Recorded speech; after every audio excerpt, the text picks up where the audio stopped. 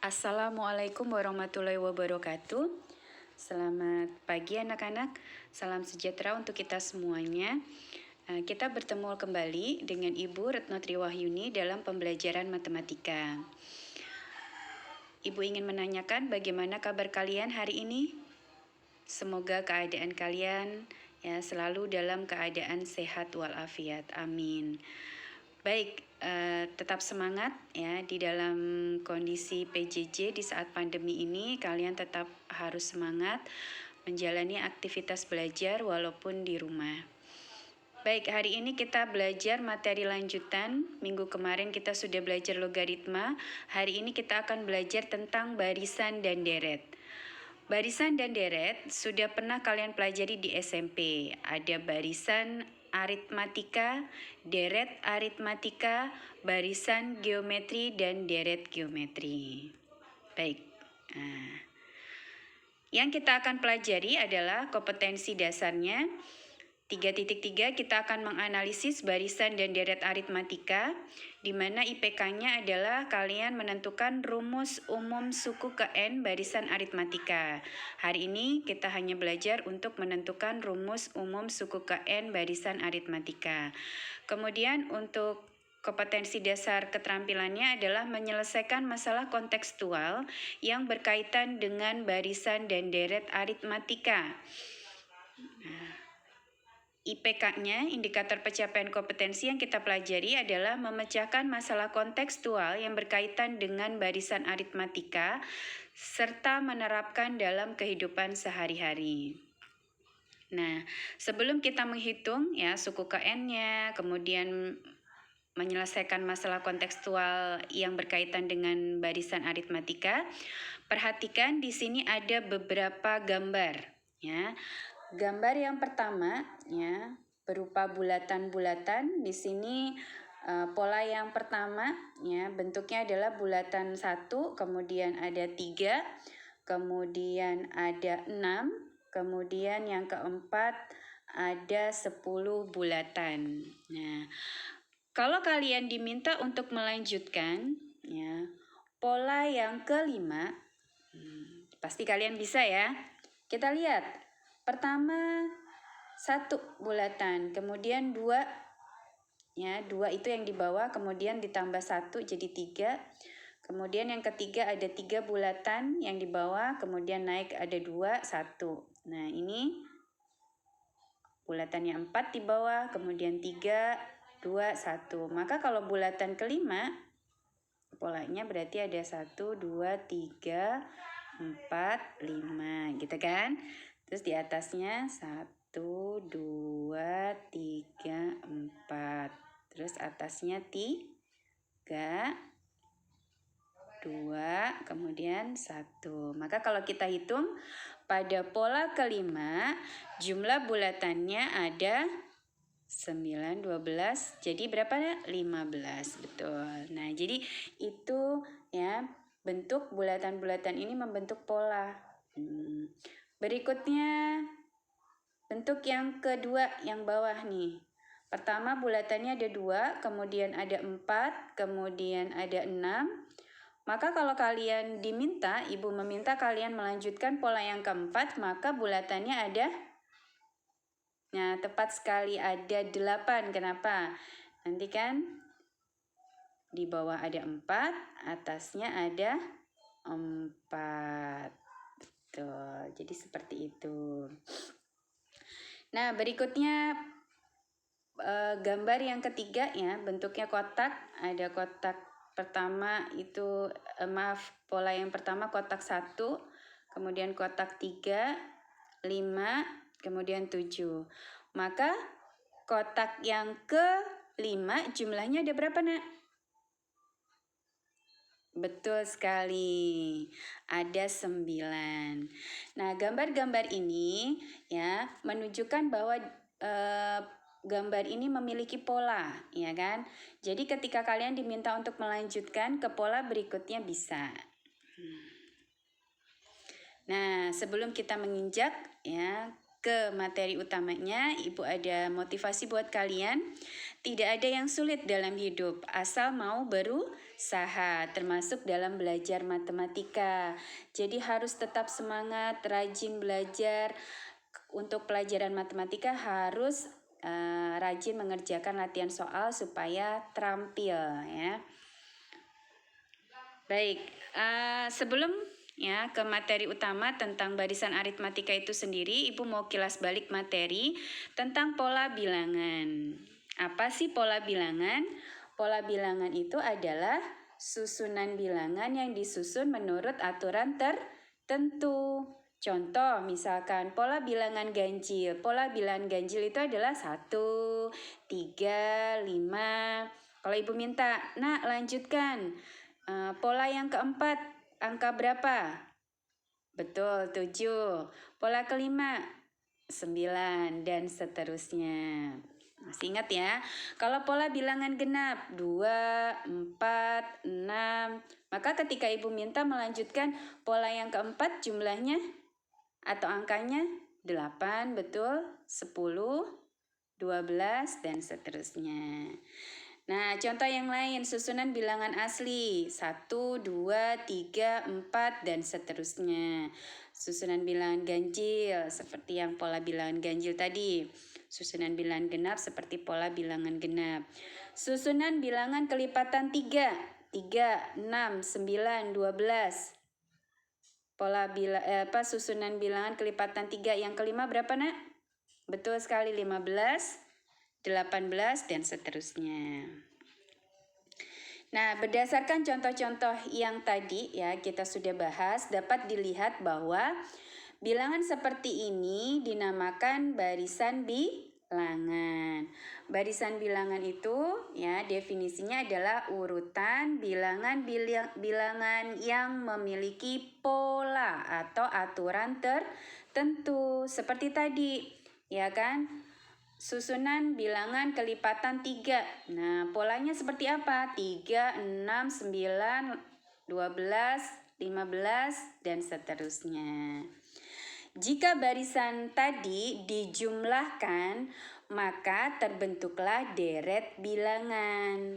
Apa itu deret bilangan? Deret bilangan itu adalah penjumlahan dari suku-suku barisan bilangan. Sebagai contoh, misalkan barisan bilangan asli 1, 2, 3, 4 ya, merupakan barisan bilangan asli ya.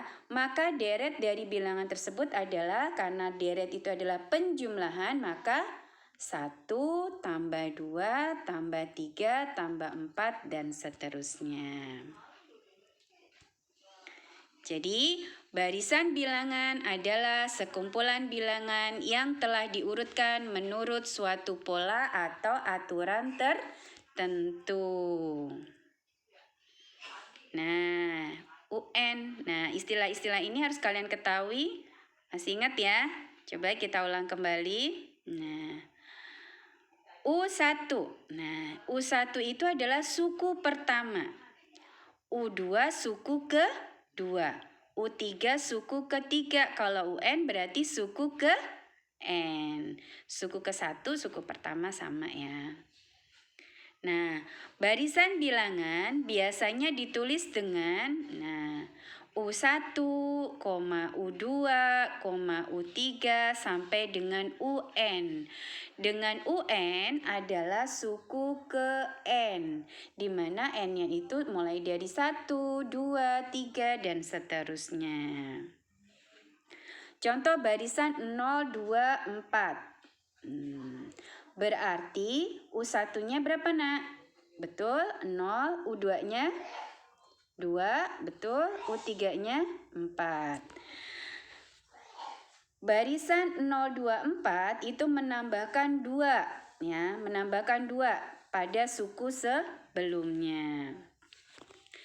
Nah, ini ada ilustrasi dalam kehidupan sehari-hari. Bayangkan kalian sebagai seorang penumpang taksi. Tahu taksi? Oke. Pasti kalau taksi itu kan ada argonya ya, Nak ya. Jadi ada standar untuk biaya ketika kita naik taksi tersebut. Dan di sini ilustrasinya Ibu berikan kalian sebagai penumpang taksi itu harus membayar biaya buka pintunya itu adalah 15.000. Argonya 2.500 per kilometer. Nah, kalau Ibu ilustrasikan sebagai gambar, ini kaliannya, ya kan? Misalkan nih contoh ya nak ya. Kemudian pada saat kalian sebagai penumpang taksi membuka pintu taksinya, ya sudah dikenakan 15.000. Kemudian ketika kalian menempuh jarak 1 kilometer, maka tadi per kilometer 2.500. Setelah 1 kilometer dari 15.000 ditambah 2.500 jadi 17.500. Maka pada saat kilometer kedua dari 17.500 ditambah 2.500 menjadi 20.000. Nah, kemudian pada saat menempuh kilometer ketiga atau 3 kilometer maka biayanya menjadi 22.500. Maka ketika kalian menempuh jarak 10 km, kalian bisa menghitung sendiri berapa nih biaya yang harus kalian keluarkan ketika ya naik taksi dengan buka pintu 15.000, argonya 2.500 per kilometer, jarak nanti yang ditempuh misalkan 10 km. Berapa nih biaya yang harus kalian keluarkan? Bisa ya? Nah, ini ilustrasinya. Nah, permasalahan tadi ya menjelaskan bahwa keadaan ketika kalian menaiki sebuah taksi menggunakan argometer. Dari permasalahan tersebut, apakah bilangan-bilangan itu berganti secara periodik dan apakah pergantiannya menuruti aturan tertentu? Nah, jika kalian memperhatikan mulai dari awal bilangan yang tercantum pada argometer dan setiap perubahan yang terjadi, apa yang kalian simpulkan dari barisan bilangan-bilangan tersebut? Perhatikan ya, Ibu jelaskan bahwa perubahan bilangan-bilangan pada argometer taksi ternyata menuruti aturan tertentu. Tadi ya, setiap kilometer dikenakan 2.500 rupiah. Jadi setiap dua bilangan yang berurutan mempunyai selisih yang tetap. Nah, jadi kalau ada pola barisan bilangan ya memiliki selisih yang tetap, maka barisan bilangan tersebut disebut barisan aritmatika.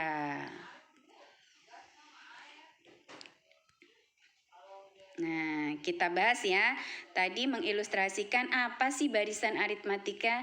Jadi barisan aritmatika itu barisan bilangan yang tiap sukunya diperoleh dari suku sebelumnya dengan cara menambah atau mengurangi dengan suatu bilangan yang tetap. Nah, perhatikan barisan U1, U2, U3 sampai dengan UN dari definisi di atas diperoleh hubungan sebagai berikut.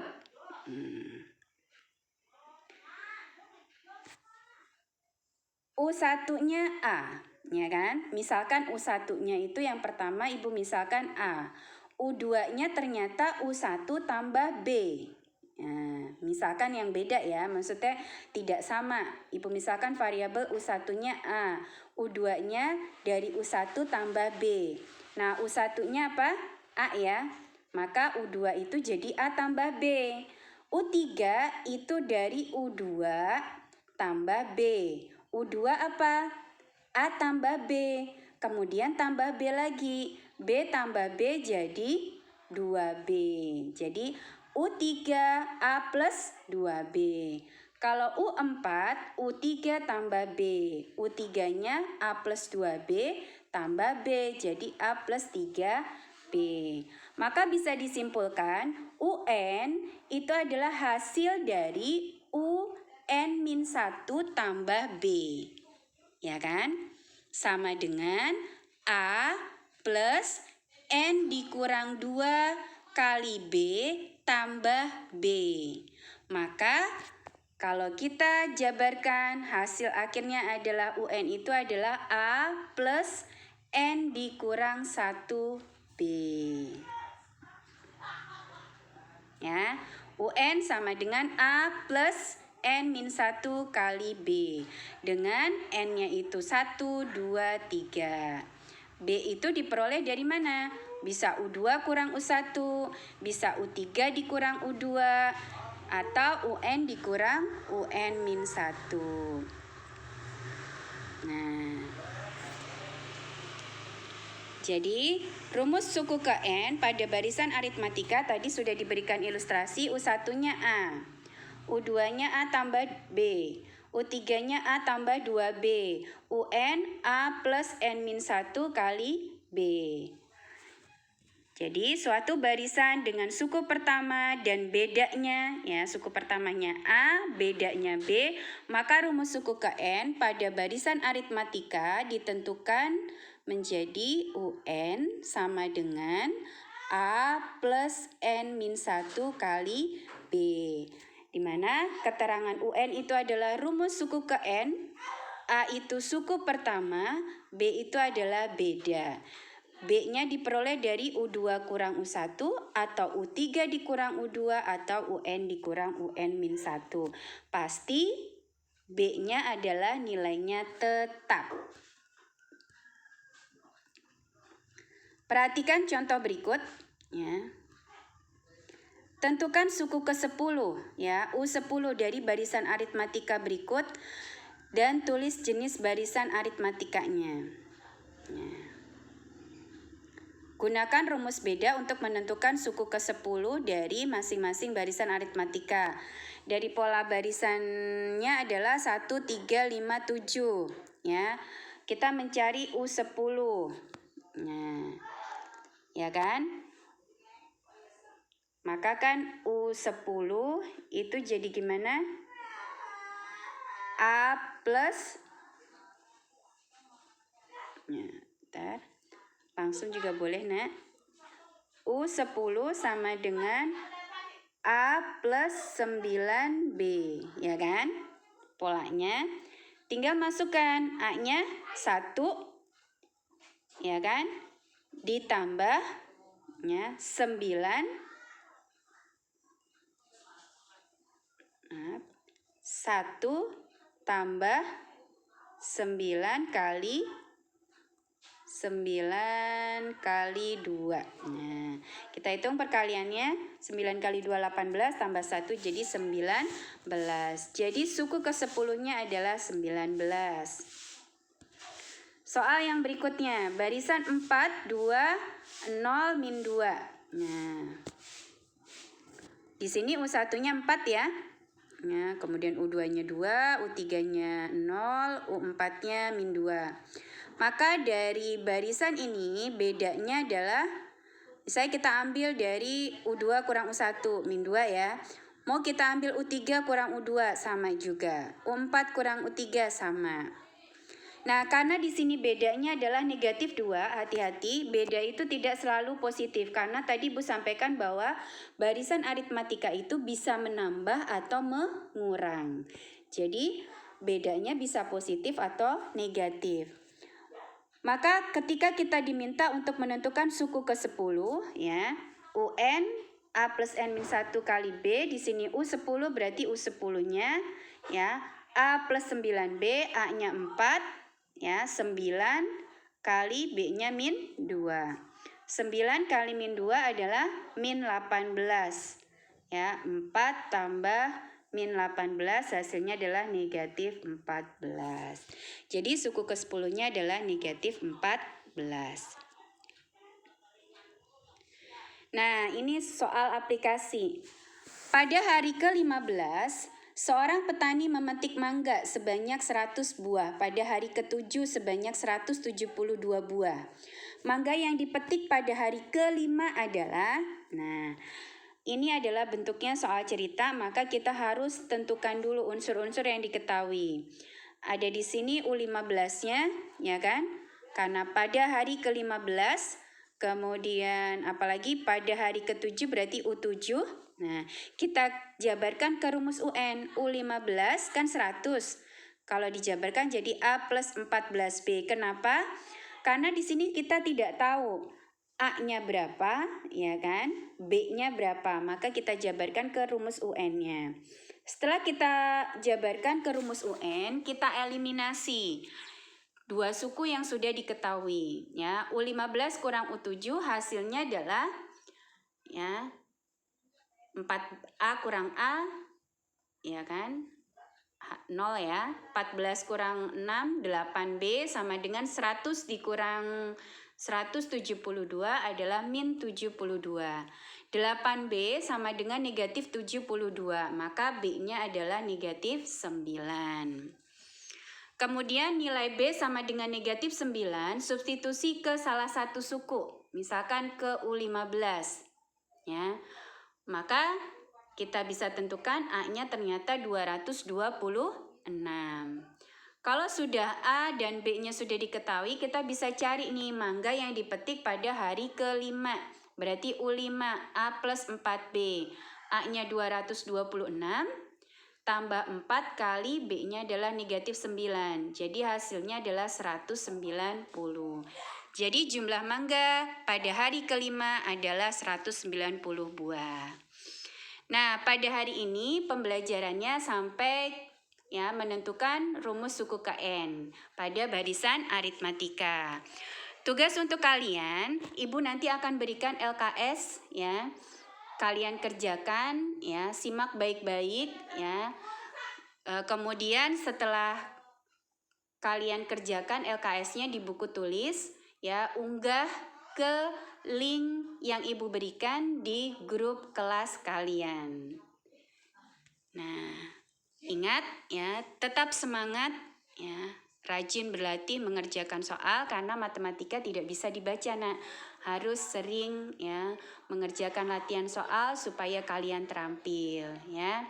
Kita berdoa semoga pandemi ini segera berakhir, kita bisa belajar secara tatap muka ya kan, bertemu dengan teman-teman kalian.